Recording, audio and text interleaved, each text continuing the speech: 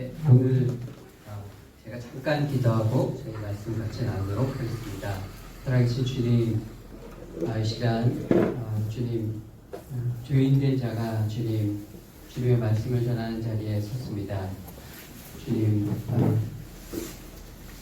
사람의 죄는 덮어 주시옵시고 오직 죄인을 용서하시고 죄인에게 은혜를 베푸시는 예수 그리스도의 복음만이 증거되어지는 시간 되시도록 주님 역사하여 주시옵소서. 주께 이 시간을 부탁드리고 예수 그리스도의 이름으로 기도드렸습니다. 오늘 함께 읽은 성경 말씀은 우리가 잘 아는 요셉이라는 인물이 겪은 인생 가운데 한 스토리입니다. 우리가 창세기를 많이들 읽어보셔서 요셉의 이야기를 너무 잘 아시리라 생각을 합니다. 제가 신학교를 처음 갔을 때 굉장히 신학교에서 이렇게 해결하고 싶었던 숙제 같은 것 중에 하나가 있었습니다. 그게 뭐냐면 왜 선한 사람들에게 불행이 많이 찾아오는가, 이런 우리가 신앙생활 하면서 이제 그런 의문들이 굉장히 많이 있잖아요.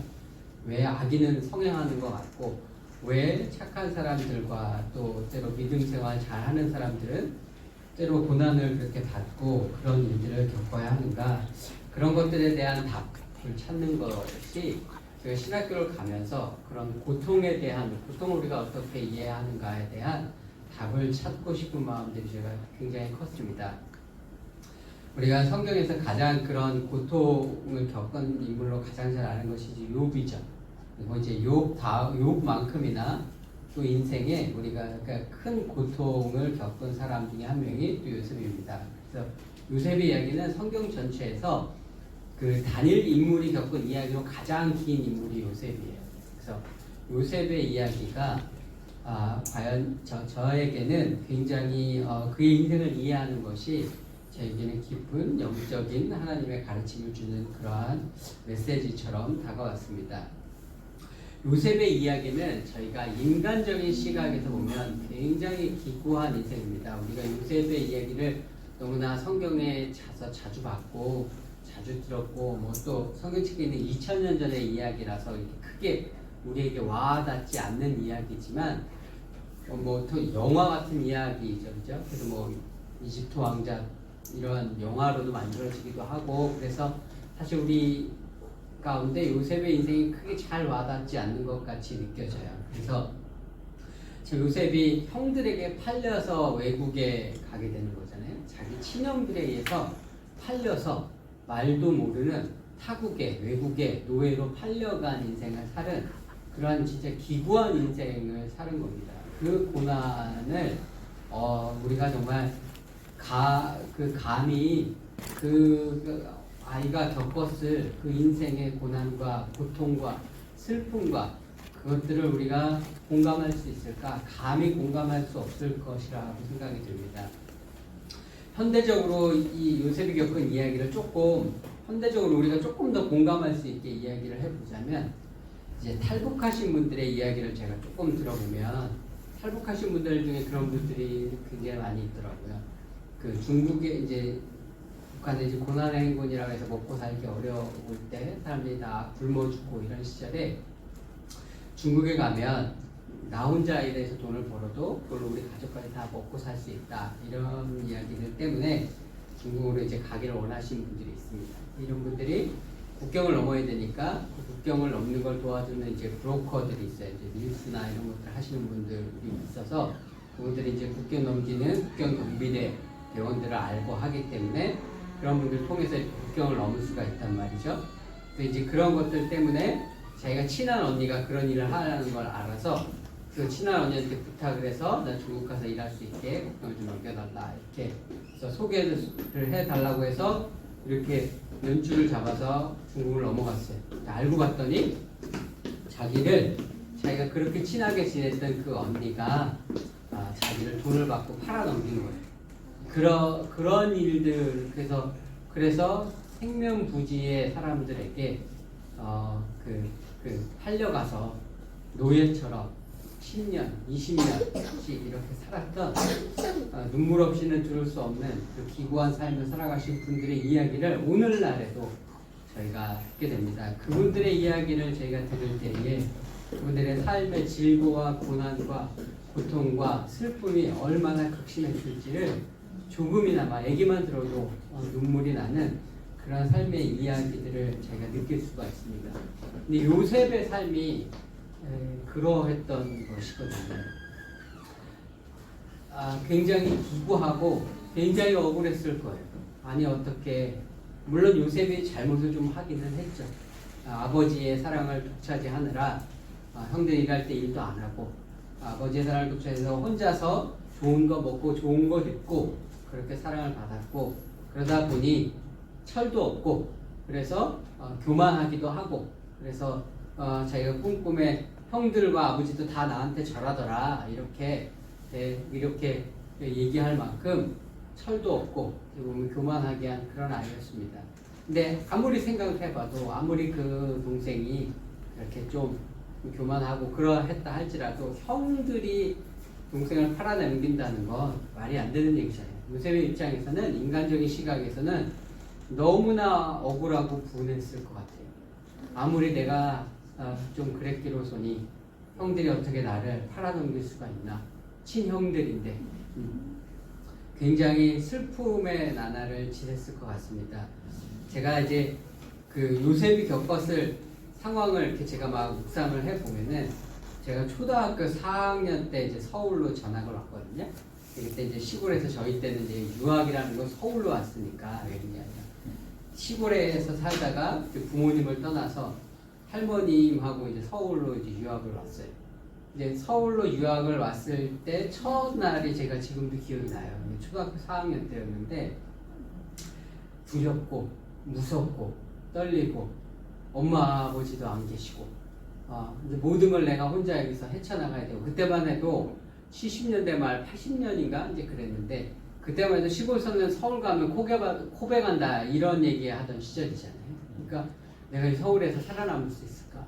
서울에서 공부 이렇게 잘하는 애들 사이에서 내가 공부 잘할 수 있을까? 너무나 모든 게, 근데 엄마 아빠도 없고, 뭐 초등학교 때 그때는 학교에서 이렇게 준비해가라고 하고 이러는 것들도 너무 많잖아요. 근데 뭐 엄마 아빠도 없고, 저희 할머니는 학교를 다니신 적이 없으셔서 무학이셔서 제가 모든 걸 다 알아서 해야 하고, 근데 초등학교 4학년 아이가 그 상황에서 너무나 두렵고 무섭고 떨리고 슬프고, 엄마 아빠도 보고 싶고 동생도 보고 싶고 같이 놀던 친구들도 보고 싶고 그랬던 기억들이 있거든요.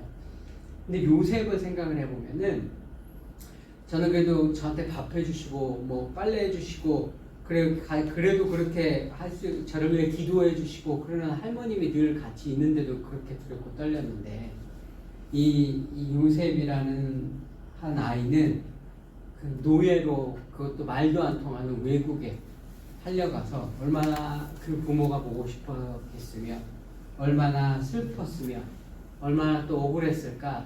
그 고통을 차마 감히 측량할 수 없다라는 생각이 듭니다. 그런데 다행히 요셉이 그 속에서 좀 하나님께서 복 주셔서 보디발의 집에서 조금 인정을 받았습니다. 그래서 그 집의 일을 다 맡는 집사의 역할을 하게 됐죠. 잘 알듯이. 그래서 조금 아마 이제 조금 적응도 되고 조금 몇 수년 지나서 좀 살만해진 그런 청년이 된 것 같습니다. 아마 요셉이 이제 그래도 지금은 그 부모가 그립고 하지만 여기서 내가 어떻게 살아가야 할지 이제 먹고 살 수 있는 길도 열렸고 좀 살만하다라는 생각이 들었을 겁니다. 근데 좀 이제 막 요셉이 이제 막 살만하게 된 바로 그때 우리가 잘 아는 또 다른 억울한 사건이 요셉에게 발생하죠. 보디발의 아내가 요셉을 꼬드기다가 안 되니까 모함을 해서 요셉이 감옥에 가는 사건이 발생을 하게 됩니다. 요셉이 감옥에 갔을 때 감옥에 갇혔을 때 또 요셉이 어떤 일들을 겪어서 어떤 마음이었을까를 생각을 해보면, 이게 도대체 내가 감옥에 얼마나 오래 갇혀 있을지 몰라요.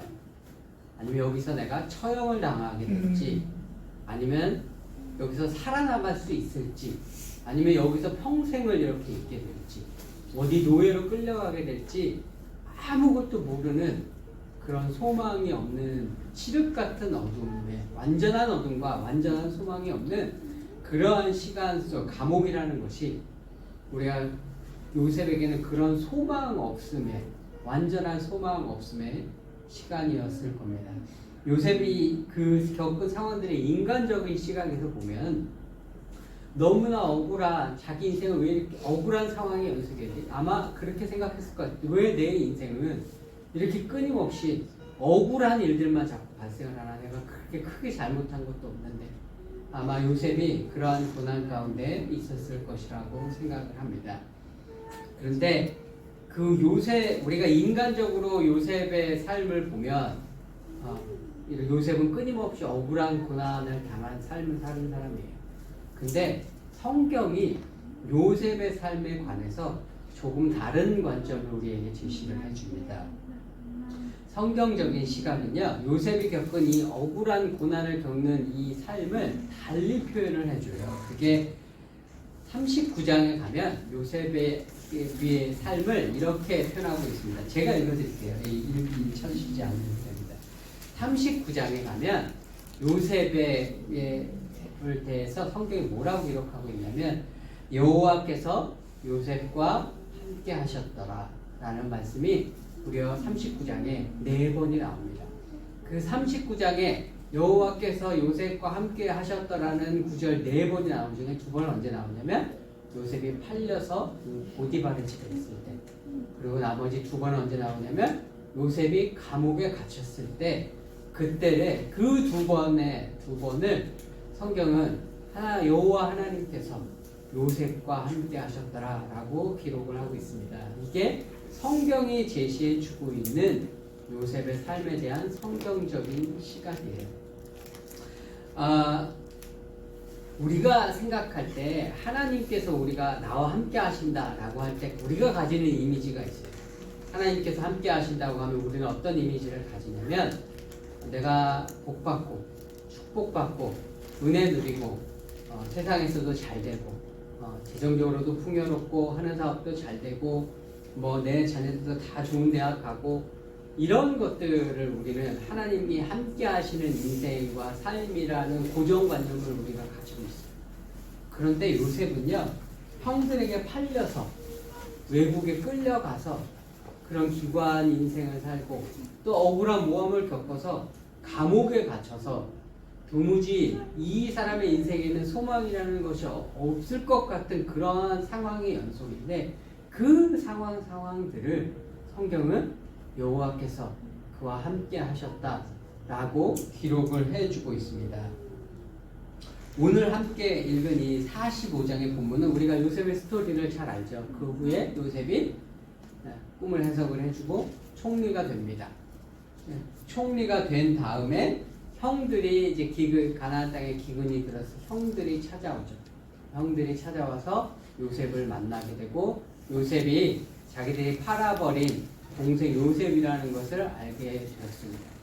그 형들이 얼마나 놀랐을까요? 우리가 팔아버린 이 동생이 애굽의 총리에 오늘날로 치면 미국 대통령이 됐는데 세계 최강대국의 최고 실권자가 된 상황인데 형들이 이걸 알았을 때 기겁을 했겠죠.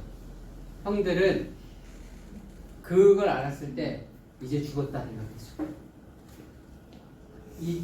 자기들이 저지른 죄가 있잖아요. 그러니 근데 그 동생이 지금 미국 대통령이 됐으니 다 죽었다 이제 이렇게 생각을 했을 거라고 저는 생각해요. 그런데 형들은 우리가 처음에 이야기했던 그런 인간적인 시각을 가지고서 요셉의 사건을 바라본 거죠. 근데 요셉이 오늘 본문에서 우리가 함께 읽은 본문에서 뭐라고 그러냐면 형님들 걱정하지 마십시오. 그 형님들이 한 것이 아닙니다. 그 형님들이 한 것이 아니라 하나님께서 하신 일입니다. 하나님께서 하나님의 계획을 가시고 저를 이 땅에 보내신 것입니다. 그러니 형님들은 걱정하지 마시고 가서 아버님을 모셔오라고 이렇게 요셉이 이야기를 해주죠. 이게 바로 요셉이 가진 성경적 시각이었습니다. 요셉이 인간적 시각이 아니라 하나님의 시각에서 자신의 인생을 재해석해 낸 거죠. 나에게 일어난 그 모든 일들은 형님들이 하신 일이 아니라 하나님께서 하신 일입니다. 라고 요셉은 하나님의 시각으로 자신의 인생을 재해석해서 형님들에게 얘기해 줄 수 있는 그런 사람으로 변모했습니다. 요셉이 이렇게 하나님의 시각을 갖게 된 것은요, 노예로 살아가는 그 고난의 시간, 억울한 모함을 당해서 감옥에 갇혀 살게 되었던 그 고난의 시간 동안 수없이 아마 하나님께 되물었을 거예요.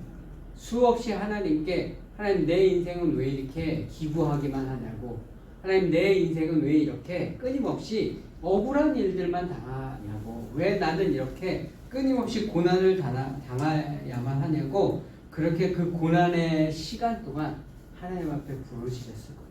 그리고 그 부르짖음의 시간 동안 요셉은 살아계신 하나님을 만났을 겁니다. 그리고 그 살아계신 하나님께서 자신의 계획을 갖고 계신 것을 말씀하시고, 그리하여 이 모든 것이 단순히 어떤 억울한 인간적인 차원에서 일어난 인간적 시각에서 일어난 억울한 고난이 아니라 하나님께서 계획하신 것이라는 그러한 시각을 아마 요셉은 갖게 되었을 것입니다. 이러한 그 요셉이 갖게 된 하나님의 시각을 신약적으로 표현을 하자면 우리 요셉이 복음의 시각을 갖게 된 거죠. 우리가 복음이라는 것이 무엇이에요? 복음은 용서받을 자격이 없는 자를 하나님께서 용서하신다는 게 복음입니다. 용서받을 자격이 없는 죄인을 하나님께서 용서하시기 위해서 그 아들을 보내셔서 용서받을 수 있는 길을 열어주셨다는 게 복음입니다. 근데 요셉이 그러한 복음적 시각을 갖게 된 거죠. 인간적인 시각에서 보면 형님들은 마땅히 벌을 받아야 할 사람들이죠. 그리고 요셉은 마땅히 그들에게 벌을 줄 수 있는 힘과 권세를 가지고 있습니다. 오히려 더한 벌을 내릴 수도 있는 그러한 힘과 권세를 가지고 있는데, 요셉은 이렇게 하나님의 시각에서 자신의 인생을 재해석하고 하나님의 시각에서 자신의 고난을 재해석하게 되어서 복음적 시각을 갖게 됐죠. 그래서 그 복음적 시각을 가지게 되면 어떻게 되냐? 다른 사람들의 죄를 용서할 수 있게 되죠. 다른 사람들을 정죄하지 않을 수 있게 돼요. 그것이 복음을 경험한 사람들이 가지는 특징이죠. 그래서 요셉은 그러한 복음적 시각을 가진 사람으로 변화가 되어서 형님들을 용서하고 형님들에게 자기의 하나님 자신의 인생을 믿음의 시각에서 설명을 해주고, 형님들의 죄가 아닙니다, 하나님께서 하신 일입니다 라고 이야기해 줄 수 있게 되었습니다.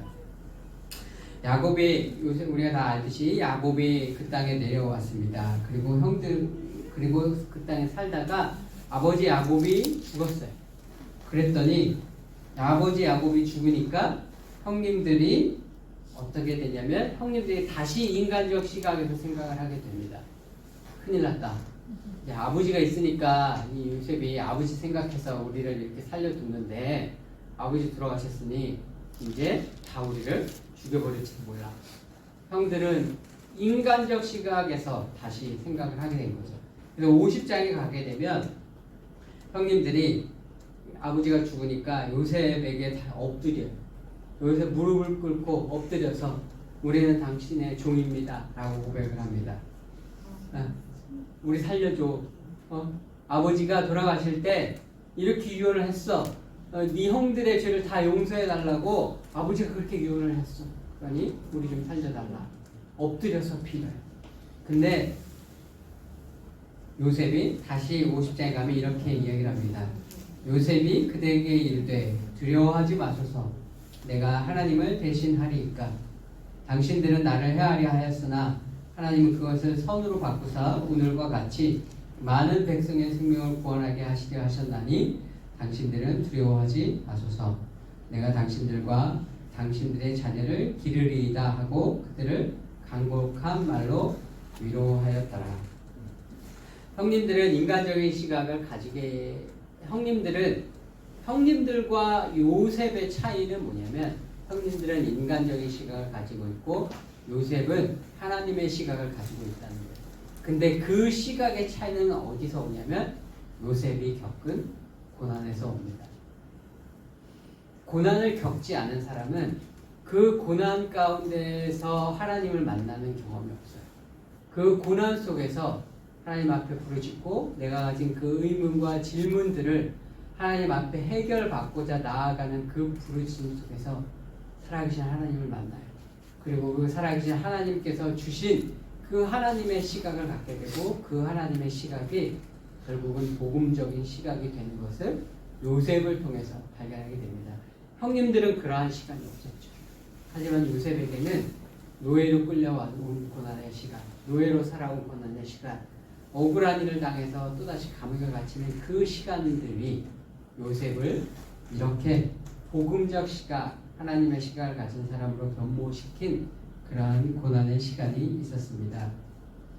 요셉이 겪은 이 고난의 시간을 신학적으로 표현하자면, 또다시 신학적으로 표현하자면 요셉에게 이 고난의 시간은 예수님께서 겟세마네에서 피를 흘리시며 기도하셨던 자기를 부인하는 시간이었던 거예요. 그래서 신약적 예수님의 가르침으로 표현하자면 그 요셉의 고난의 시간은 자기를 부인하고 자기 십자가를 지고 예수님을 따르는 그러한 시간을 이 고난의 시간을 통해서 가지고 요셉이 자기를 부인하고 자기 십자가를 지는 그런 인물이 되었던 것입니다. 미국의 한 1700년대에 미국이 독립하기 전에 1700년대 초반에 미국의 큰 대부흥 운동이 있었습니다. 그걸 우리가 이제 1700년 초반에 있었던 큰 대부흥 운동을 1차 대각성 운동이라고 부릅니다. 왜냐하면 단순히 우리가 부흥 운동이라고 부르지 않고 대각성 운동이다 이렇게 부르는 이유가 그 부흥이 미국 사회 전반에 사회적인 영향을 너무 많이 끼쳐서 단지 교회만 부흥했다 이게 아니라 미국 사회 전체를 바꿔놨다 이러한 평가를 받기 때문에 단순히 1차 부흥 운동이다 이렇게 평가하지 않고 1차 대각성 운동이다 이렇게 평가를 합니다. 근데 그 1차 대각성 운동을 일으켰던 가장 중요한 인물이 누구냐면 조나단 에드워즈라는 분이에요. 이 조나단 에드워즈라는 목사님은 천재 중에 천재였습니다. 14살 때 히브리어, 헬라어, 라틴어를 다 통달을 해서 그걸 히브리어, 헬라어로 성경을 읽고 라틴어 서적을 읽고 성경을 연구하는 사람이었습니다. 14살에 예일대를 들어가서 졸업을 해요. 그리고 이제 매사추세츠주에 있는 그 노스햄턴이라는 곳에서 25년간 이제 목사로 사역을 했습니다.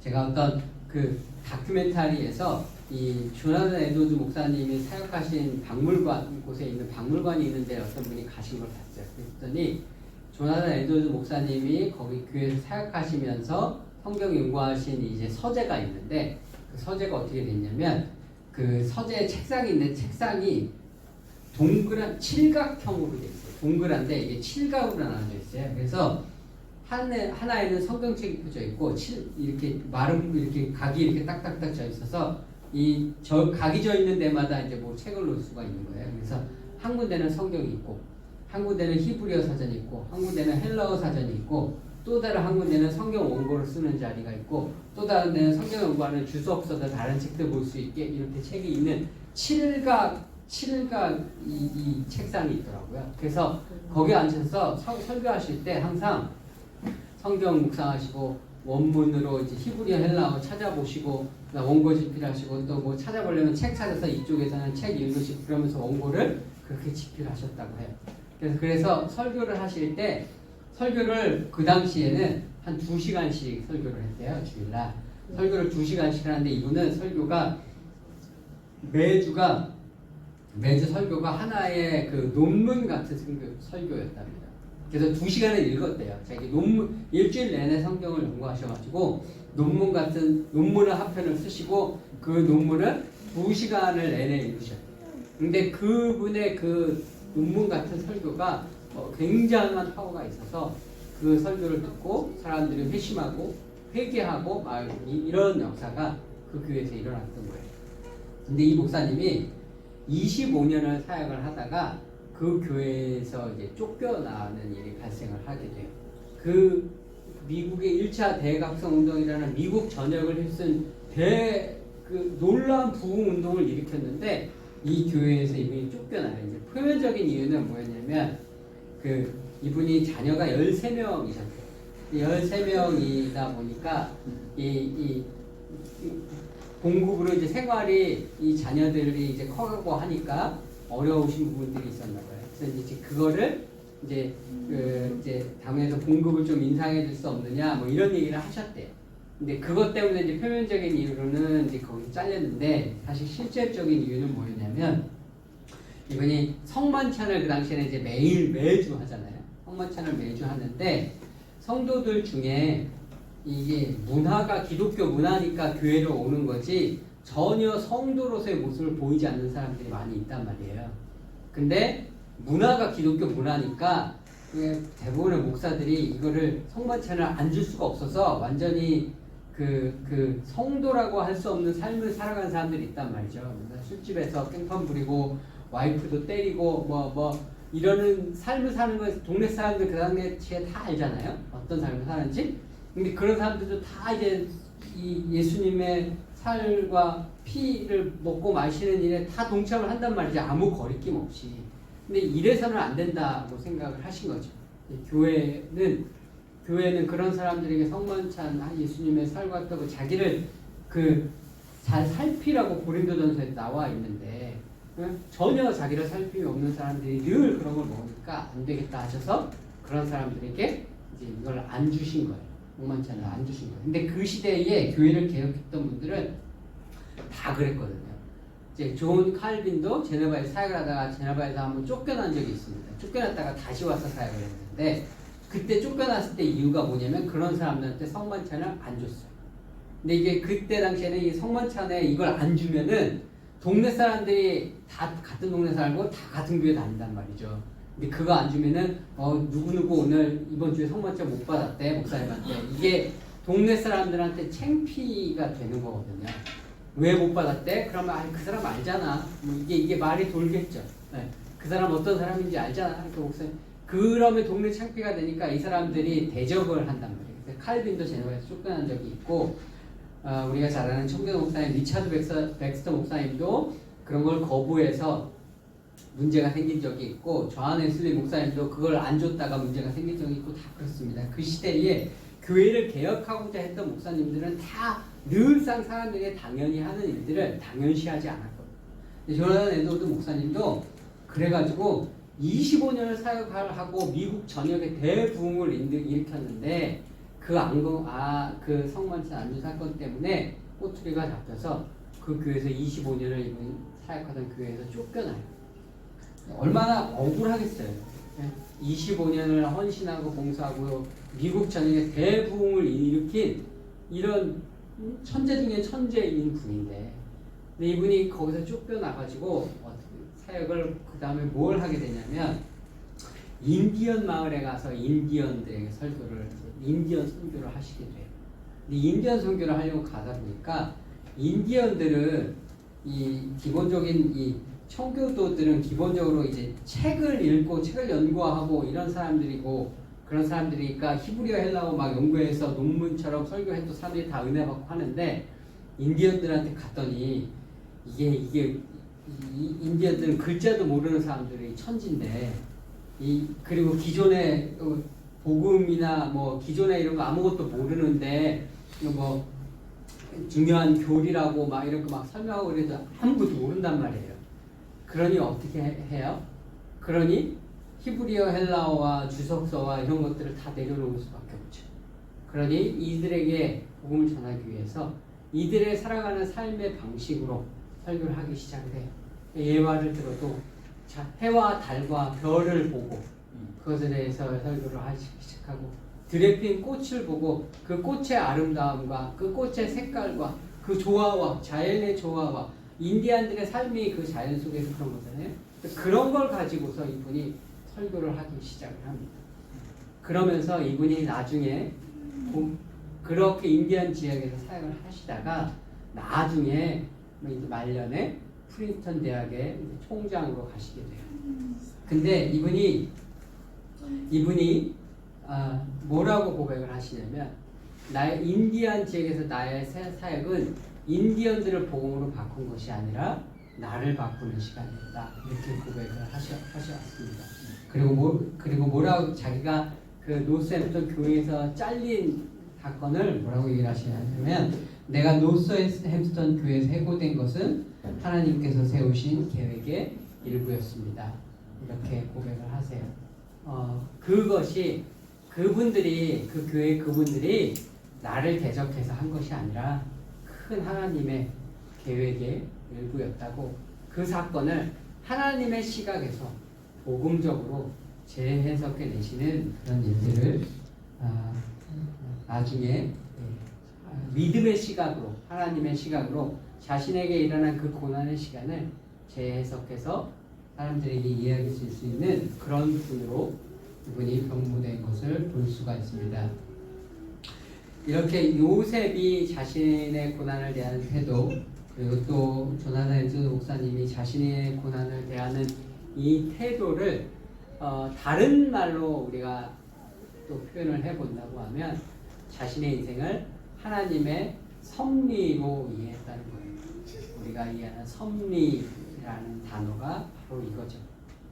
인간적 시각에서 누구나 사람들은 그걸 인간적 시각에서 해석할 수 있는 그런 인생의 사건들을 하나님의 시각에서 해석해내는 것, 그것이 하나님의 섭리, 우리 영어로 하면 providence라고 하는 단어인데 제가 아주 좋아하는 단어 providence, 하나님의 섭리라고 이제 하나님의 섭리로 자신의 인생을 이해할 수 있는 그런 사람들이 되었습니다.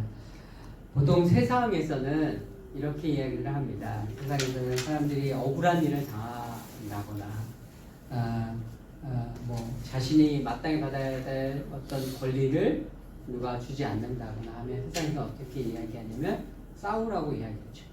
싸워라, 투쟁해라, 싸워서 너의 권리를 쟁취해라. 근데 세상이 그렇게 이야기하는 것은 어찌 보면 당연해요. 왜냐하면 그 사람들은 하나님의 섭리를 모르니까. 그분들은 하나님의 시각을 가질 수 없으니까. 그러니까 어떻게 하냐면 자신에게 부당한 대우를 하는 사람들을 정죄하죠. 정죄하고 싸우죠. 그리고 내가 마땅히 받아야 할 권리를 쟁취하려고 하죠. 자신의 힘으로. 자기가 의지할 상태가 아무데도 없으니까. 자기 자신밖에. 그래서 힘과 힘으로 그것들을 싸우고 대결을 해서 쟁취하려고 합니다. 근데 그리스도인들이 믿지 않는 사람들과 다른 점이 뭐냐 라고 할 때 그리스도인들은 이 하나님의 섭리를 믿는다는 거예요.